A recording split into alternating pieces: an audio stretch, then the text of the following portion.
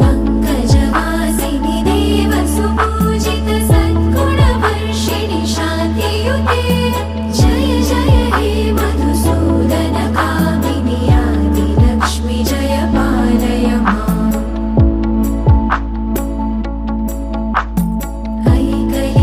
ऐकलिकल्मषनाशिनि कामिनि वैदिकरूपिणि वेदमये क्षीरसमुद्भव मङ्गलरूपिणि मन्त्रनिवासिनि मन्त्रनुते मङ्गलदायिनि अम्बुजवासिनि देवगणाश्रितपादयुते